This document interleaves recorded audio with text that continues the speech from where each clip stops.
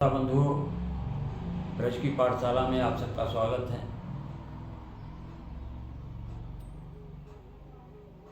पिछले वीडियो में हमने बताया था कि जब धुंधकारी प्रेत योनि से मुक्त हुआ, अब वो कर्ण जी के समक्ष खड़ा हुआ। उन दोनों के बीच में जो चर्चा हुई, इसके आगे से कथा प्रारंभ होती है। तब तक के लिए मैं भगवान की स्तुति करूँगा।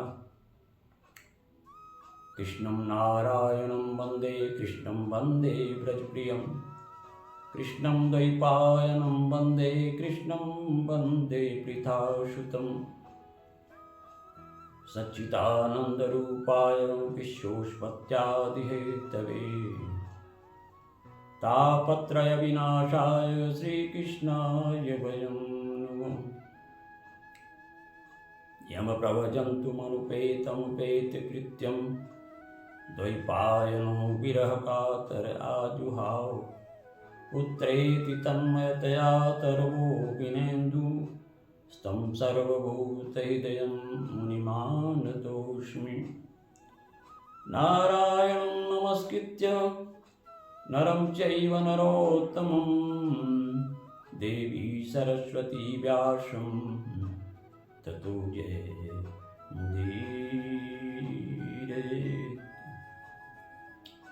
बोले वृंदावन बिहारी लाल की जय। आइए अब प्रसंग पर चलते हैं। जब सप्ताह ज्ञान की कथा 7 दिन पूरी हुई, धुंधकारी जो प्रेत योनि में गया था श्रवण किया। श्रवण करने के बाद एक मनुष्य रूप में वो प्रकट हो गया।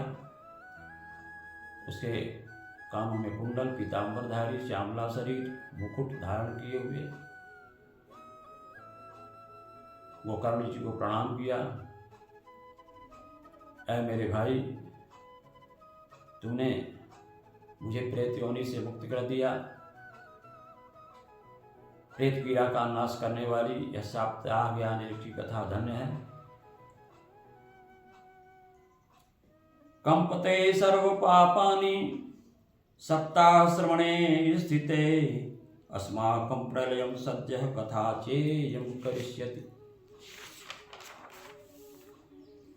जब सप्ताह श्रवण का योग लगता है, तब सभी पाप थर्रा पड़ते हैं। अब यह भागवती कथा जल्दी ही हमारा अंत कर देगी। जैसे अग्नि जो होती है, वो चाहे लकड़ी सूखी हो और चाहे गीली हो, अग्नि के संपर्क में आने पर वो सब जल जाती है। उसी तरह सप्ताह ज्ञान यज्ञ की कथा श्रवण के पश्चात किसी भी श्रेणी का पापी होगा, वह पाप से मुक्त हो जाता है। मानव शरीर जो हर जीव को मिला है, जिसको मिला है, वो धन्य है, क्योंकि मानव शरीर से ही तत्व ज्ञान की प्राप्ति हो सकती है। और इस मानव शरीर में श्रीमद् भागवत महापुराण जिसने नहीं सुना, जिसने श्रवण नहीं किया, उनका जीवन अधूरा है। यह मानव शरीर की 3 ही गतियां होती हैं। यदि मृत्यु के बाद कोई जमीन में गाड़ दे, कीड़े बन जाते हैं। यदि कोई जंगली जानवर, पशु खा जाए, तो विष्ठा बन जाती है। और यदि इस मृत शरीर को जला दिया जाए, तो वह राख की ढेरी बन जाती है। ये 3 प्रकार की ही गतियां हैं। और इन गतियों से यदि गुजरना ही है, वो तो ध्रुव सत्य है। इसलिए क्यों न भगवान की लीला कथा एवं सप्ताह यज्ञ की कथा का श्रवण किया जाए। सप्ताह ज्ञान की कथा श्रवण से काफी लाभ है। सप्ताह श्रवण लोके प्राप्यते निकटे हरि, अतो दोष निवृत्त्यर्थमेत देवहि साधनम।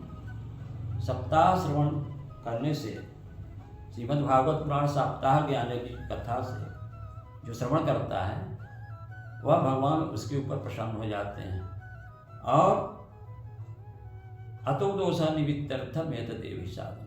अनेकों दोषों की निवृत्ति के लिए एकमात्र श्रीमद् भागवत पुराण ही एक साधन है जिसका हमें लाभ मिल सकता है। विद्यते हृदयग्रंथि सृजन्ते सर्व संशया क्षीयन्ते चास्य कर्माणि सप्ताह श्रवणे कृते। विद्यते हृदयग्रंथि, सप्ताह श्रवण करने से जो हृदय की ग्रंथियाँ खुल जाती हैं। विद्यते हृदयग्रंथि क्षीयन्ते सर्व संशया, और जिससे मन के संशय भ्रम हो सब मिट जाते हैं। विद्यते हृदयग्रंथि छिद्यन्ते सर्व संशया क्षीयन्ते चास्य कर्माणि सप्ताह श्रवणे कृते। और जो कर्म है वो कर्म बंधनों से मुक्ति मिल जाती है। तो सप्ताह श्रवण का ये लाभ है। इस प्रकार गोकर्ण और धुंधकारी के बीच में चर्चा हो रही थी कि एक विमान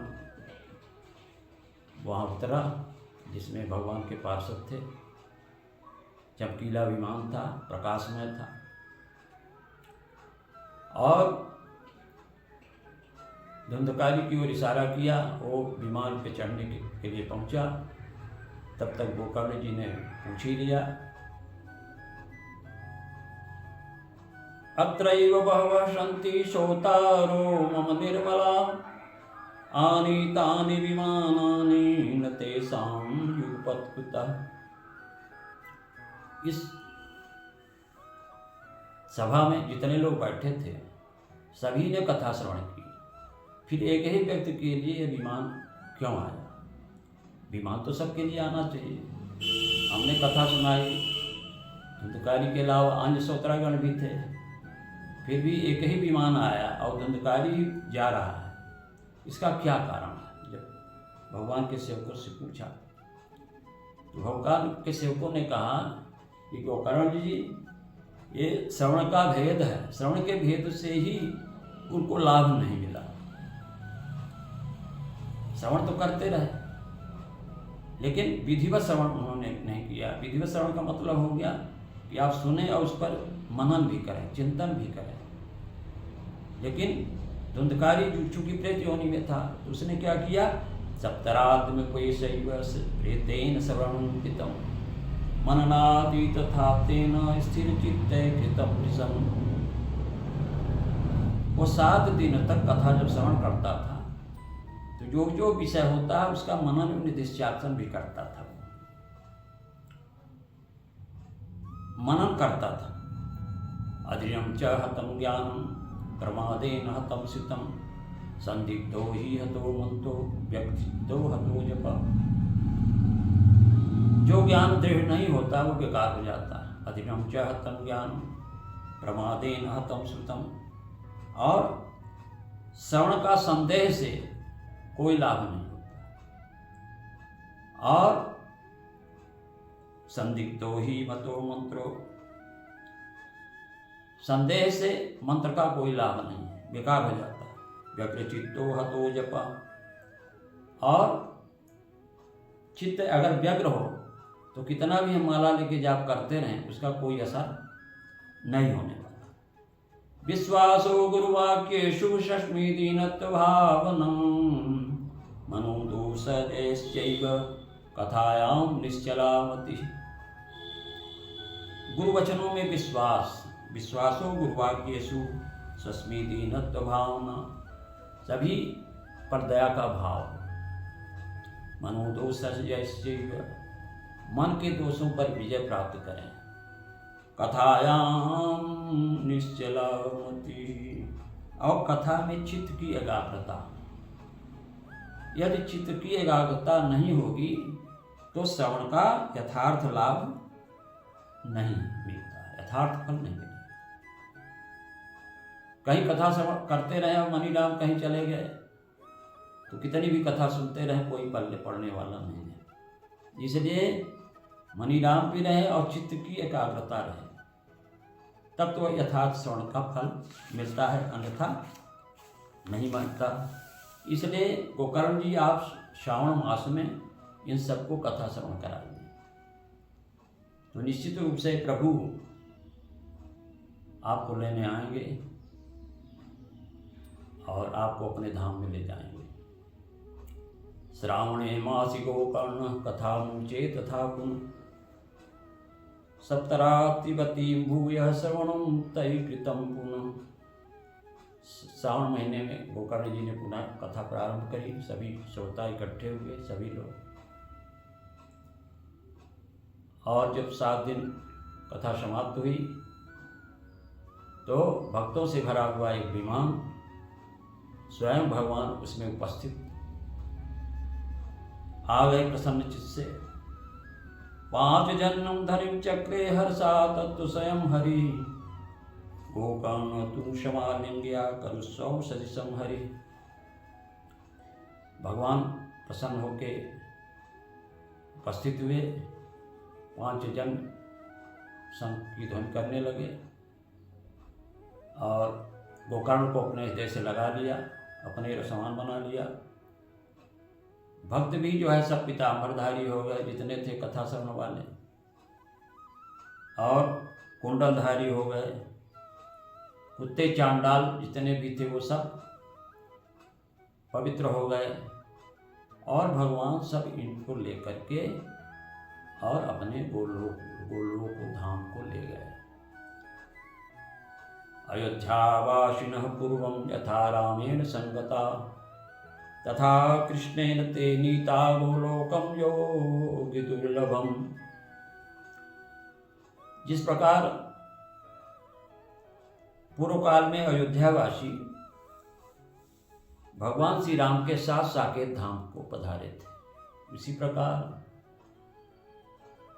अब जो है जितने भी भक्त थे गोकर्ण के साथ, जितने भी लोग थे कथा श्रवण किए थे, वो सब भगवान के साथ गोलोक धाम को चले गए, जहाँ सूर्य चंद्रमा अब सिद्धों की भी कोई गति नहीं होती है। इस प्रकार वो गोलोक धाम को चले गए।